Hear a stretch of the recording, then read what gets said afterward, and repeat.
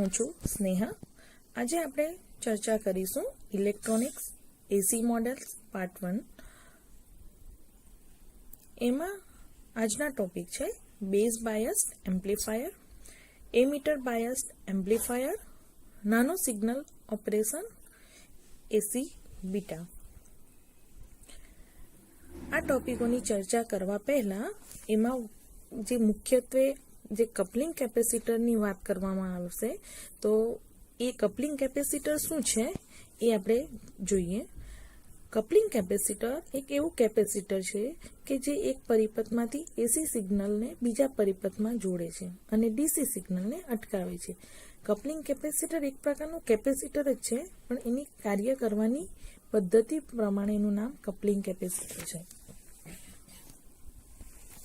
Coupling કેપેસિટરને પરિપથમાં કેવી રીતે જોડી શકાય એ જોઈએ। કેપેસિટરને લોડ અવરોધ સાથે શ્રેણીમાં મૂકવામાં આવે તો તે કપલિંગ કેપેસિટરનું કાર્ય કરે છે। અહીં કેપેસિટર એસી સિગ્નલને પસાર થવા દે છે, જેવા કે ઊંચા આવૃત્તિના સિગ્નલ, અને ડીસી સિગ્નલને અટકાવે છે, જેવા કે નીચી આવૃત્તિના સિગ્નલ। કેપેસિટર વિદ્યુત ક્ષેત્રના સ્વરૂપે ઉર્જાનો સંગ્રહ કરે છે, જ્યારે ઇન્ડક્ટર ચુંબકીય ક્ષેત્રના સ્વરૂપે ઉર્જાનો સંગ્રહ કરે છે। આ બંને ઘટકો અલગ અલગ આવૃત્તિએ અલગ અલગ રીતે કાર્ય કરે છે। નીચી આવૃત્તિના સિગ્નલનો અવબાધ વધારે હોય છે, આથી બ્લોક કરે છે, અને ઊંચી આવૃત્તિના સિગ્નલનો અવબાધ ઓછો હોવાથી આસાનીથી પસાર થઈ શકે છે। કેપેસિટર નીચી આવૃત્તિના ડીસી સિગ્નલને રિએક્ટ કરે છે અને ઇન્ડક્ટર ઊંચી આવૃત્તિના એસી સિગ્નલને રિએક્ટ કરે છે। હવે આપણે જાણીશું કપલિંગ કેપેસિટરનો ઉપયોગ। અહીં એક ડાયાગ્રામ દર્શાવ્યો છે, એના પરથી સમજીશું। કપલિંગ કેપેસિટર સામાન્ય રીતે ઓડિયો પરિપથો જેવા કે માઇક્રોફોન પરિપથમાં વપરાય છે, કે જેના પરિપથના આઉટપુટમાં ફક્ત ઊંચી આવૃત્તિના સિગ્નલની જરૂર પડે છે। એટલે કે જ્યાં આઉટપુટમાં એસી સિગ્નલ મેળવવો હોય ત્યાં કપલિંગ કેપેસિટરનો ઉપયોગ થાય છે, જ્યારે ડીસી સિગ્નલ ફક્ત પરિપથને પાવર પૂરો પાડવા માટે વપરાય છે, પરંતુ તે આઉટપુટમાં મળતો નથી। માઇક્રોફોનમાં આપણી સ્પીચ એસી સિગ્નલમાં હોય છે, જ્યારે માઇક્રોફોનના આઉટપુટમાંથી એસી સિગ્નલ પસાર થાય છે ત્યારે સ્પીકરમાંથી અવાજ સંભળાય છે। ડીસી સિગ્નલ ફક્ત પાવર પૂરો પાડવાના હેતુથી જ વાપરવામાં આવે છે, આથી ધ્યાન રાખવું જરૂરી છે કે જ્યારે એસી સિગ્નલ પસાર થાય છે ત્યારે ડીસી બ્લોક હોય છે। આ માટે આપણે કપલિંગ કેપેસિટર વાપરીએ છીએ। મિત્રો, અહીં તમે આકૃતિ એમાં જોઈ શકો છો કે વોલ્ટેજ ઉદ્ગમ કેપેસિટર અને અવરોધ સાથે જોડવામાં આવેલ છે। કેપેસિટરનો અવબાધ એ આવૃત્તિના વ્યસ્ત પ્રમાણમાં હોવાથી કેપેસિટર એ ડીસી સિગ્નલને બ્લોક કરશે અને એસી સિગ્નલનું આગળ વહન કરવા દેશે। જો આવૃત્તિ ઊંચી હોય તો પ્રતિઘાત એટલે કે રિએક્ટન્સ એ અવરોધ કરતાં ખૂબ જ નાનો હોય છે।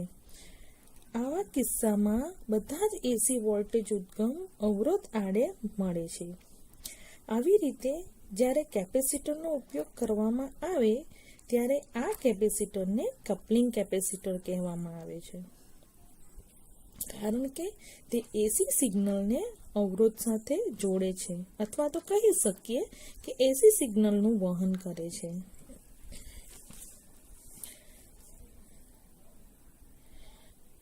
આ કેપેસિટર ક્યુ બિંદુને ખલેલ કર્યા વગર એસી સિગ્નલને પસાર થવા દે છે। કપલિંગ કેપેસિટર યોગ્ય રીતે કામ કરે એ માટે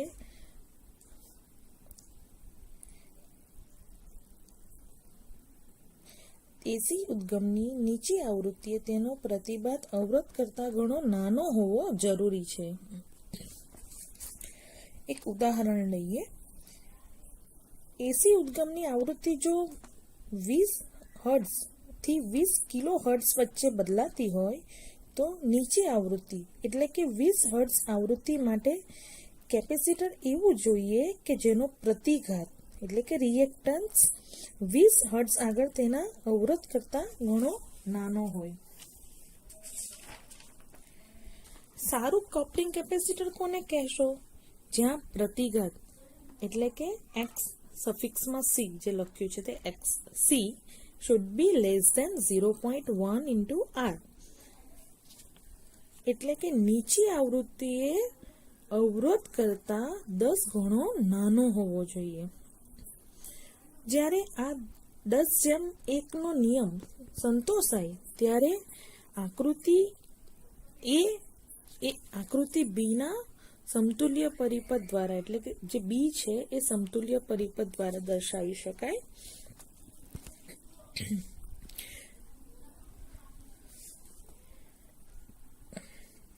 અહીં અવબાધ એટલે કે ઇમ્પિડન્સનું મૂલ્ય આપણે લખી શકીએ capital Z equal to √R² plus XC².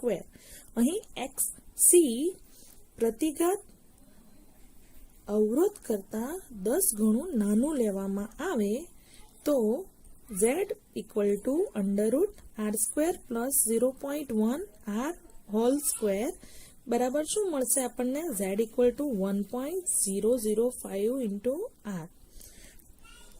નીચી આવૃત્તિએ અવબાધ એ R કરતા અડધા ટકા જેટલું જ હોવાથી આકૃતિ A માં પ્રવાહ પણ આકૃતિ બી ના પ્રવાહ કરતા અડધા ટકાના મૂલ્યનું જ મળશે. સારું કપ્લિંગ કેપેસિટર 10:1 ના નિયમને સંતોષે છે. આથી બધા જ કપ્લિંગ કેપેસિટરને એસી શોર્ટ તરીકે ધ્યાનમાં લેવામાં આવે છે.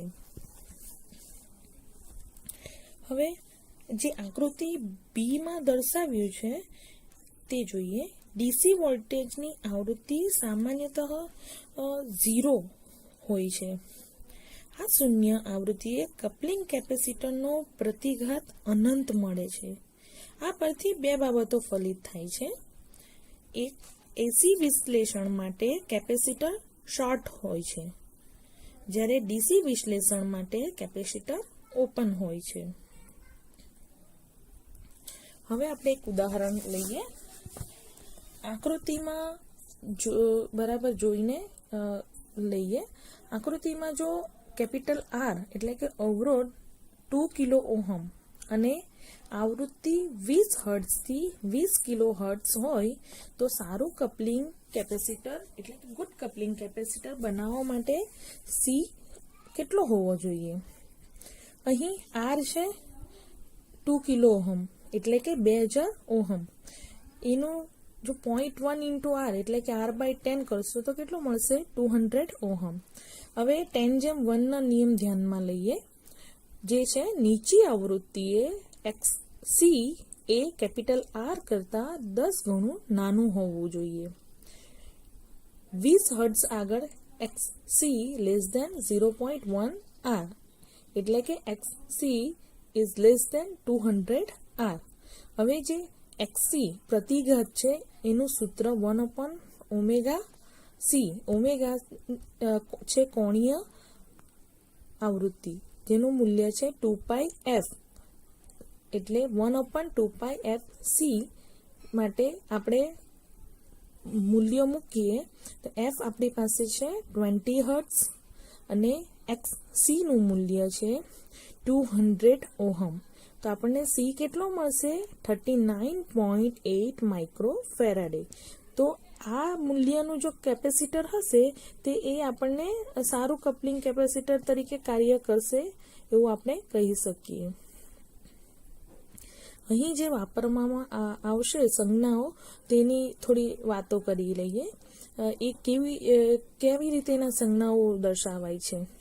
ડીસી રાશિ માટે સંજ્ઞા પદ્ધતિ છે. ડીસી પ્રવાહ માટે કેપિટલ I કેપિટલ E સફિક્સમાં લખાય. જો એમીટર પ્રવાહ હોય તો, કલેક્ટર પ્રવાહ હોય તો કેપિટલ I સફિક્સમાં C અને બેઝ પ્રવાહ હોય તો કેપિટલ I સફિક્સમાં B.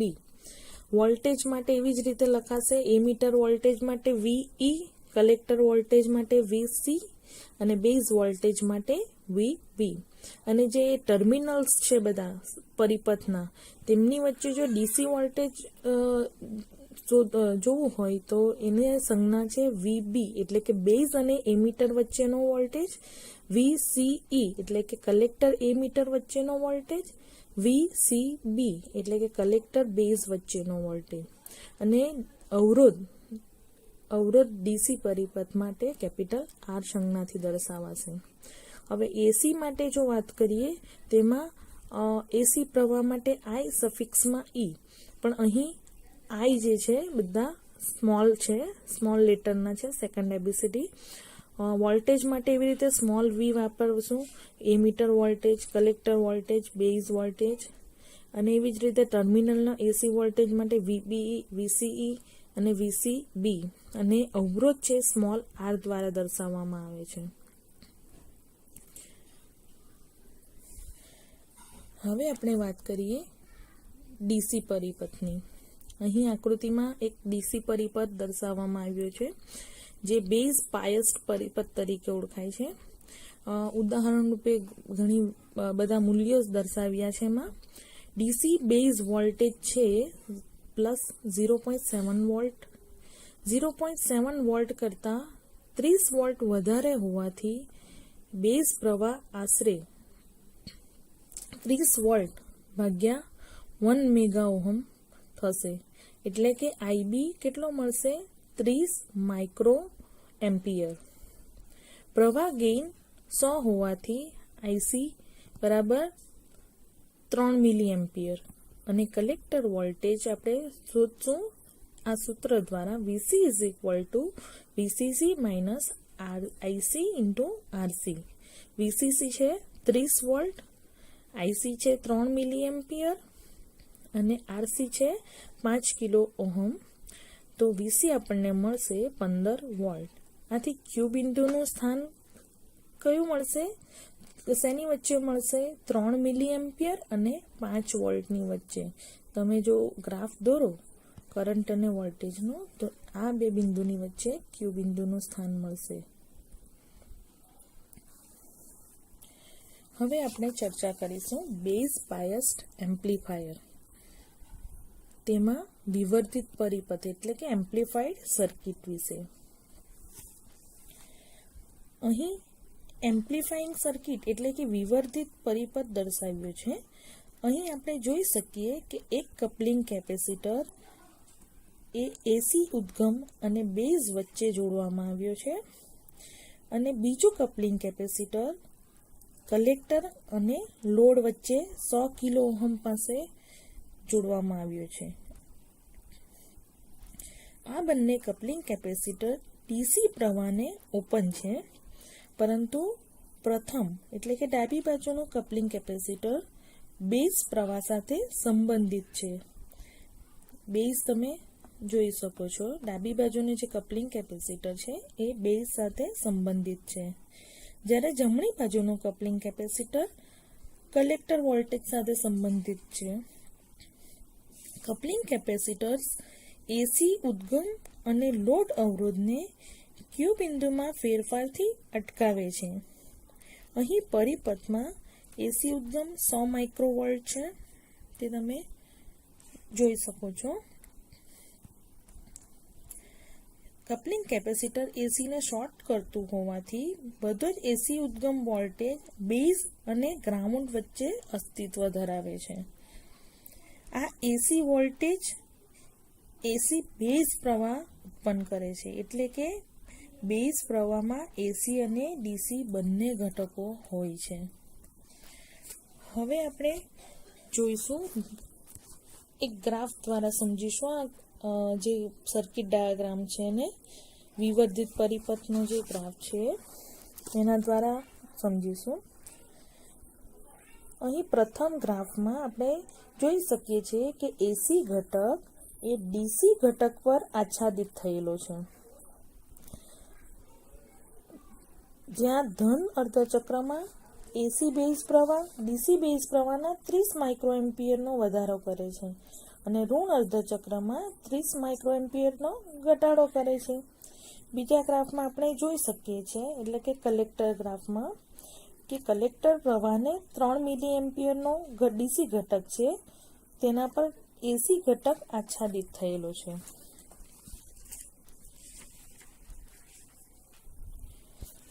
અહીં વિવર્જિત કલેક્ટર પ્રવાહ કલેક્ટર અવરોધમાંથી વહેશે, આથી વોલ્ટેજમાં ફેરફાર જણાશે. જ્યારે ઉદ્ગમ વોલ્ટેજમાંથી આ વોલ્ટેજ બાદ થાય ત્યારે કલેક્ટર વોલ્ટેજ મળે છે, જે ગ્રાફ C માં દર્શાવ્યું છે. ફરીથી એસી ઘટક ડીસી ઘટક પર આચ્છાદિત થાય છે. પ્લસ 15 વોલ્ટ કલેક્ટર વોલ્ટેજ મળશે. બેઝ પ્રવાહના ધનાત્મક અર્ધચક્ર દરમિયાન કલેક્ટર વીજ પ્રવાહ વધે અને ઋણ અર્ધચક્ર દરમિયાન કલેક્ટર પ્રવાહ ઘટે. આ રીતે તમે સમજી શકો છો. અહીં આપણે બેઝ બાયસ્ડ એમ્પ્લીફાયરની તરંગ સ્વરૂપ રચના વિશે સમજીશું. એસી ઉદ્ગમ વોલ્ટેજ એ નાનો સાઇન્યુસોઇડલ વોલ્ટેજ છે, એટલે કે જયાવર્તી છે, જેને બેઝ સાથે જોડવામાં આવ્યો છે. સાઇન્યુસોઇડલ એટલે તરંગના સ્વરૂપમાં એસી સિગ્નલ, જે છે 0.7 વોલ્ટના ડીસી ઘટક પર આચ્છાદિત થાય છે. આ બેઝ વોલ્ટેજમાં જે ફેરફાર થાય છે તેને કારણે બેઝ કરંટ, કલેક્ટર વોલ્ટેજમાં પણ ફેરફાર જોવા મળે છે. અહીં તમે આઉટપુટ કપલિંગ કેપેસિટર જોઈ શકો છો, જે ડીસી પ્રવાહને ઓપન હોવાથી ડીસી ઘટક બ્લોક કરશે અને એસીને શોર્ટેડ હોવાથી લોડ અવરોધને એસી કલેક્ટર વોલ્ટેજ સાથે જોડે છે. આથી સરેરાશ શૂન્ય મૂલ્ય સાથે લોડ વોલ્ટેજ એ શુદ્ધ એસી સિગ્નલ આપે છે.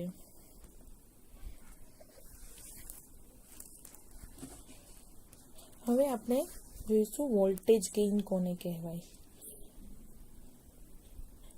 વોલ્ટેજ ગેઇન એ એસી આઉટપુટ વોલ્ટેજ અને એસી ઇનપુટ વોલ્ટેજનો ગુણોત્તર છે. એના મૂલ્યના કોઈ એકમ નથી. એક ઉદાહરણ લઈએ. ધારો કે 100 માઇક્રોવોલ્ટના એસી ઇનપુટ વોલ્ટેજ સાથે 50 મિલીવોલ્ટનો એસી લોડ વોલ્ટેજ આપવામાં આવે તો વોલ્ટેજ ગેઇન કેટલો મળશે? જે મળશે capital A = 50 millivolt by 100 microvolt = 500. હવે બીજું એક ઉદાહરણ લઈએ, જેમાં આપણે આઉટપુટ વોલ્ટેજ શોધીએ. જો ઇનપુટ વોલ્ટેજ 2 મિલીવોલ્ટ આપ્યો હોય અને જો વોલ્ટેજ ગેઇન 200 આપ્યો છે, તો આ સૂત્ર પરથી આપણને આઉટપુટ વોલ્ટેજ કેટલો મળશે? 400 મિલીવોલ્ટ. હજી એક ઉદાહરણ લઈએ, જેમાં આપણે ઇનપુટ વોલ્ટેજ શોધીએ. ધારો કે આઉટપુટ વોલ્ટેજ 2.5 વોલ્ટ આપ્યો છે અને વોલ્ટેજ ગેઇન 350 છે, તો ઇનપુટ વોલ્ટેજ કેટલો મળશે? ઇનપુટ વોલ્ટેજ મળશે આપણને 2.5 volt by 350 = 7.14 millivolt.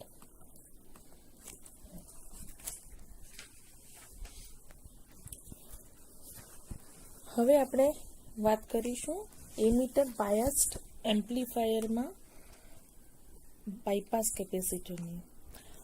Base biased એમ્પ્લીફાયરને અસ્થિર ક્યુ બિંદુ હોય છે, આથી મોટે ભાગે એમ્પ્લીફાયર તરીકે ઉપયોગ થતો નથી. આથી તેની જગ્યાએ એમીટર બાયસ્ડ એમ્પ્લીફાયરનો ઉપયોગ થાય છે, જેના બે પ્રકારો છે, જેની ચર્ચા આપણે આગળ કરીશું, જે છે VDB એટલે કે વોલ્ટેજ ડિવાઇડર બાયસ્ડ એમ્પ્લીફાયર અને TSEB એટલે કે two supply emitter biased amplifier. આ પ્રકારો વિશે સમજતા પહેલા આપણે બાયપાસ કેપેસિટર વિશે સમજીશું. બાયપાસ કેપેસિટર કપલિંગ કેપેસિટર જેવું જ છે, કારણ કે તે પણ ઓપન ટુ ડીસી અને શોર્ટેડ ટુ એસી છે, પરંતુ તે સિગ્નલને જોડવા માટે નથી વપરાતું, પણ ફક્ત એસીને ગ્રાઉન્ડ તરફ બાયપાસ કરવા માટે વપરાય છે. અહીં તમે પરિપથ એમાં જોઈ શકો છો કે એસી વોલ્ટેજ ઉદ્ગમ એ અવરોધ અને કેપેસિટર સાથે જોડેલ છે. અહીં જ્યારે આવૃત્તિ ઊંચી હોય ત્યારે કેપેસિટરનો પ્રતિબાધ એ અવરોધ કરતાં ઘણો નાનો મળે છે. અહીં બધો જ એસી ઉદ્ગમ વોલ્ટેજ અવરોધ આડે મળે છે તથા બિંદુ ઈ ગ્રાઉન્ડ સાથે શોર્ટેડ છે. આ રીતે કેપેસિટર વાપરવામાં આવે તો બાયપાસ કેપેસિટર કહેવાય છે, કારણ કે તે બિંદુ ઈ ને ગ્રાઉન્ડ સાથે બાયપાસ કરે છે, એટલે કે ગ્રાઉન્ડ સાથે શોર્ટ કરે છે. મિત્રો, બાયપાસ કેપેસિટર આપણા માટે ખૂબ જ મહત્વનું છે, કારણ કે તે એસી ગ્રાઉન્ડ ઉત્પન્ન કરે છે અને એ પણ એમ્પ્લીફાયરમાં ક્યુ પોઈન્ટમાં ફેરફાર કર્યા વગર. સારું બાયપાસ કેપેસિટર બનાવવા માટે તેનો પ્રતિબાધ ઊંચી આવૃત્તિએ અવરોધ કરતાં ઘણો નાનો હોવો જોઈએ, જેની શરત છે XA <0.1 R. જ્યારે આ શરત સંતોષાય ત્યારે આકૃતિ એ તેની સમતુલ્ય પરિપથ બી દ્વારા દર્શાવી શકાય છે. હવે એક ઉદાહરણ લઈએ. આકૃતિમાં બતાવ્યા પ્રમાણે વી ની ઇનપુટ આવૃત્તિ છે 1 કિલોહર્ટ્ઝ. શોર્ટેડ બિંદુ કેપિટલ ઈ ને ગ્રાઉન્ડ કરવા માટે કપલિંગ કેપેસિટર સી નું મૂલ્ય કેટલું હોવું જોઈએ? થેવેનિન અવરોધ તમને શોધતા આવડતું હશે. R1 is parallel to R2 હોય તો આપણને થેવેનિન અવરોધ RTH મળશે 375. X3 એ RTH એટલે કે થેવેનિન રેઝિસ્ટન્સ કરતાં 10 ગણું નાનું હોવું જોઈએ એવું આપણે શરત પ્રમાણે લખ્યું છે. આથી 1 કિલોહર્ટ્ઝ આવૃત્તિએ XC <37.5 ઓહમ થશે. તો આ XC નું મૂલ્ય આપણે જે કેપેસિટરનું સૂત્ર છે 1/ωc, જેના પરથી આપણે લખ્યું છે 1/2πf XC, તો એમાં મૂકી દઈએ તો આપણને સીનું મૂલ્ય મળશે 4.2 માઇક્રોફેરાડે. જો આટલા મૂલ્યનો કેપેસિટર ઉપયોગ કરવામાં આવે તો એ સારી કક્ષાનું કહી શકીએ.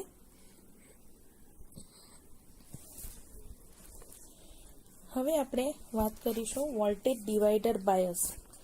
વોલ્ટેજ ડિવાઈડર બાયસ વાપરવાનું મુખ્ય કારણ એ છે કે જે ટ્રાન્ઝિસ્ટર છે અહીં એક્ટિવ વિસ્તારમાં કાર્ય કરે છે. મિત્રો, આપણે વોલ્ટેજ ડિવાઈડર બાયસ એમ્પ્લીફાયરનો જે સર્કિટ ડાયાગ્રામ અહીં જોઈ શકીએ છીએ તેના પરથી આપણે નીચેની બાબતો ફલિત કરીશું કે આ પરિપથમાં ડીસી મૂલ્યો આ પ્રમાણે છે.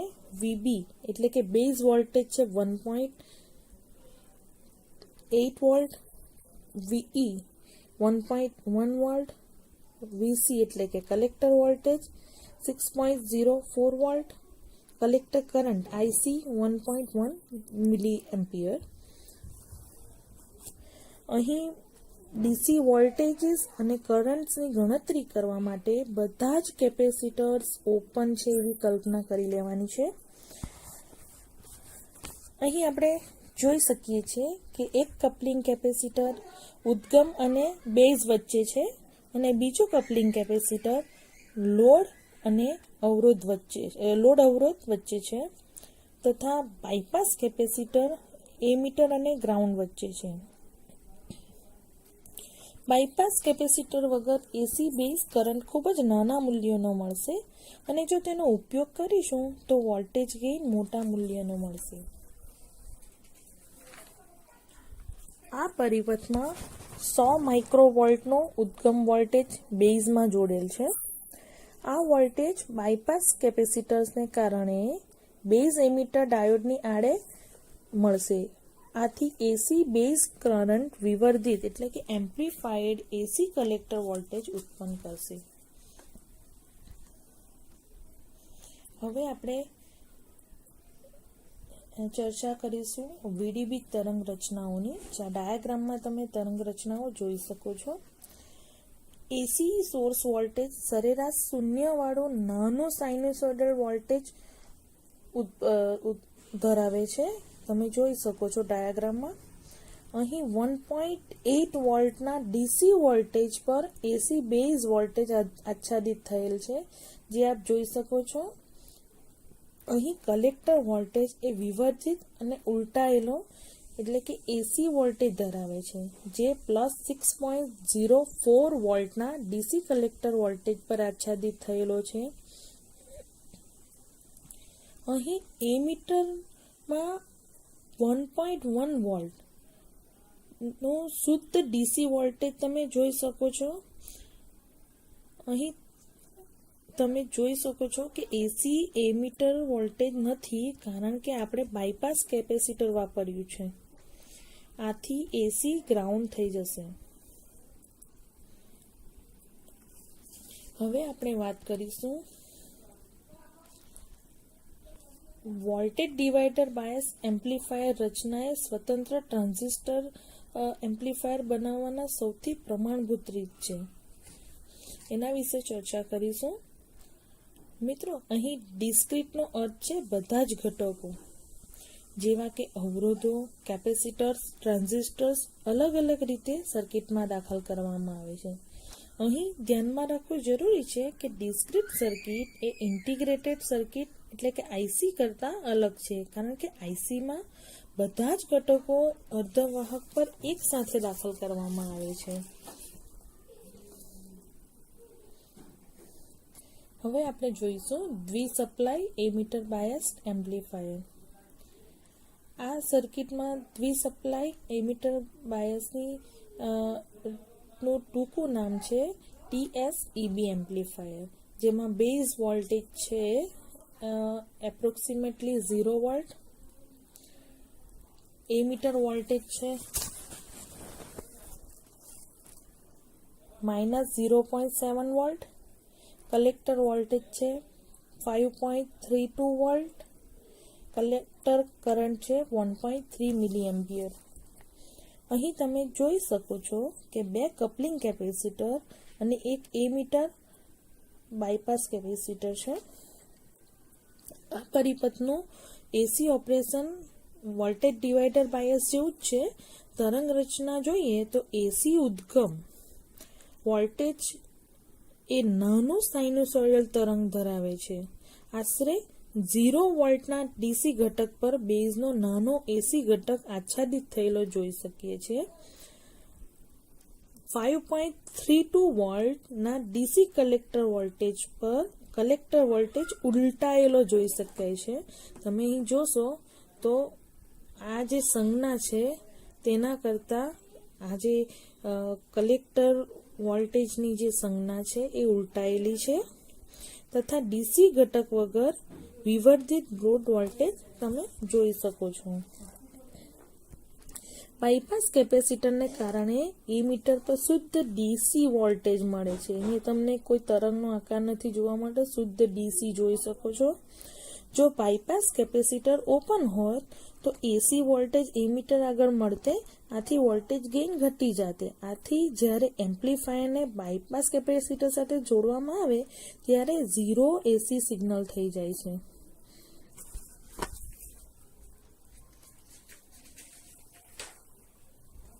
હવે આપણે જોઈશું સ્મોલ સિગ્નલ ઓપરેશન એટલે કે નાનું સિગ્નલ ઓપરેશન. અહીં બેઝ એમીટર ડાયોડનો કરંટ વર્સિસ વોલ્ટેજનો ગ્રાફ દર્શાવ્યો છે, જ્યાં એસી વોલ્ટેજને બેઝ સાથે જોડવામાં આવ્યો છે.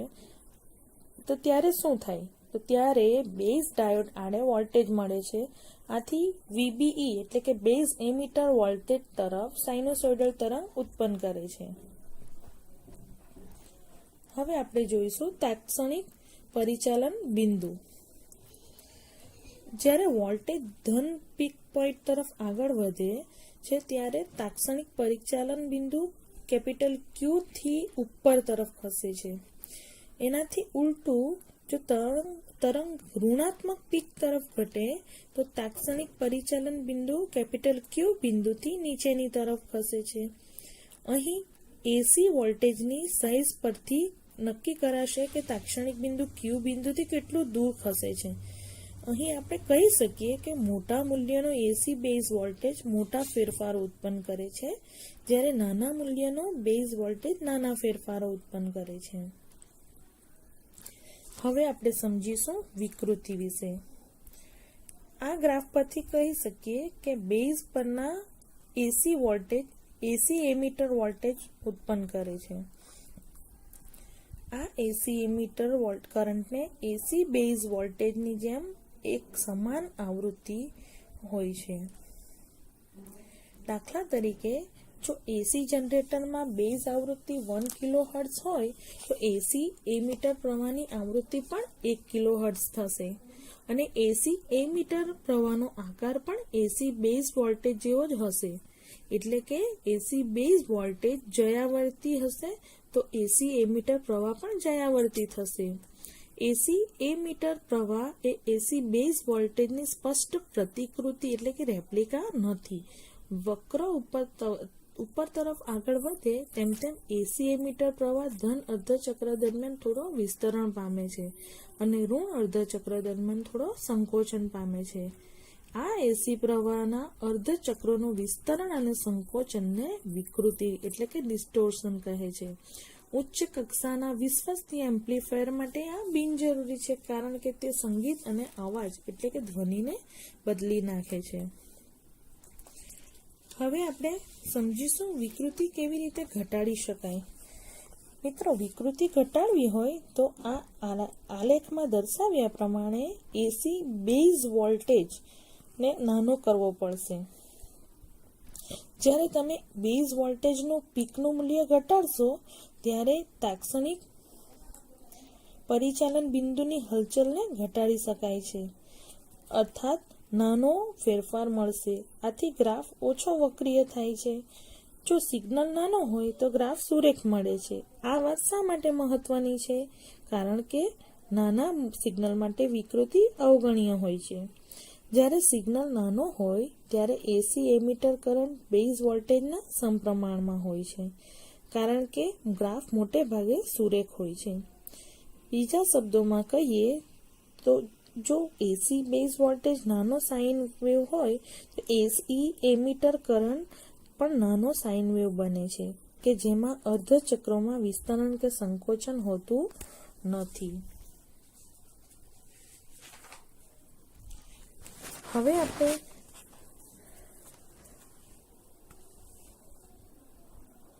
વાત કરીશું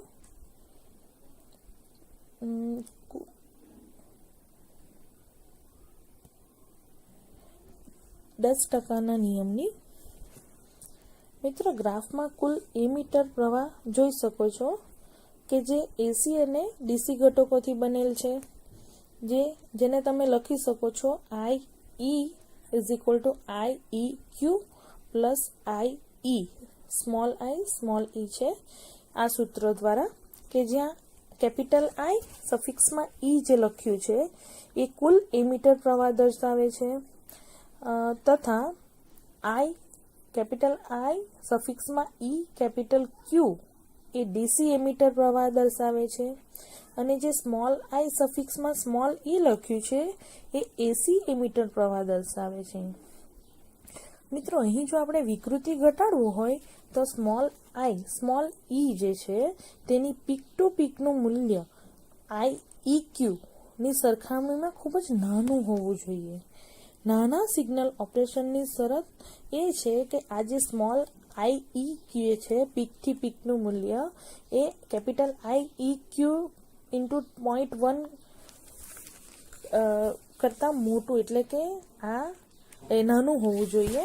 IEQ should be less than 0.1 IEQ જેટલું હોવું જોઈએ, જે દર્શાવે છે કે જ્યારે એસી એમીટર પ્રવાહની પીકથી પીકનું મૂલ્ય ડીસી એમીટર પ્રવાહના 10% રૂલના ફોલો કરે તો એટલે કે 10% કરતાં નાનું હોય ત્યારે એસી સિગ્નલ નાનો બને છે. એક ઉદાહરણ લઈએ.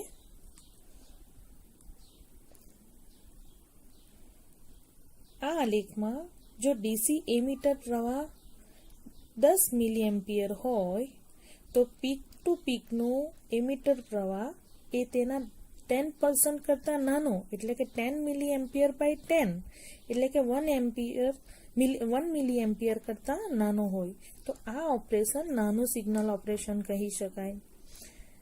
આમ આપણે એવા એમ્પ્લીફાયરનો ઉપયોગ કરવો જોઈએ કે જે નાના સિગ્નલ ઓપરેશનના 10% રૂલને ફોલો કરતો હોય.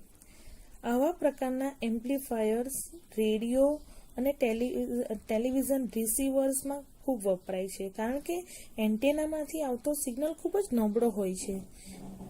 જ્યારે ટ્રાન્ઝિસ્ટર એમ્પ્લીફાયરમાં જોડવામાં આવે ત્યારે એમીટર પ્રવાહમાં આ નબળું સિગ્નલ ખૂબ જ નાનો ફેરફાર ઉત્પન્ન કરે છે.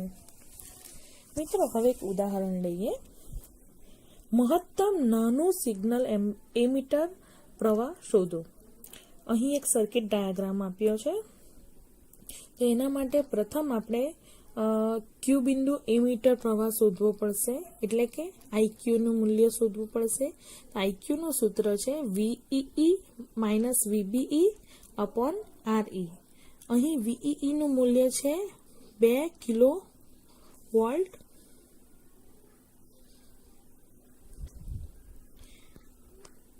અને VBE છે 0.7 વોલ્ટ અને RE છે 1 કિલો ઓહમ. તો IEQ કેટલું મળશે?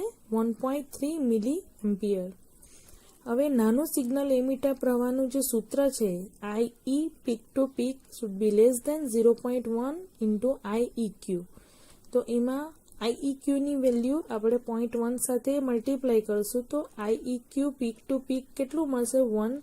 130 એટલે કે 130 માઇક્રો એમ્પિયર.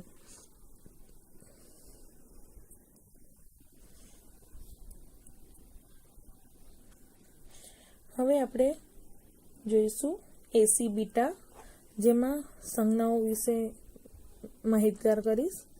આ લેખ પરથી તમે ડીસી પ્રવાહ ગેઇનનું સૂત્ર લખવું હોય તો બીટા ડીસી, જેમાં ડીસી સફિક્સમાં એટલે કે બીની જમણી બાજુએ નીચે લખવાનું હોય છે, is equal to IC by IB એટલે collector voltage divided by base current, collector current divided by base current.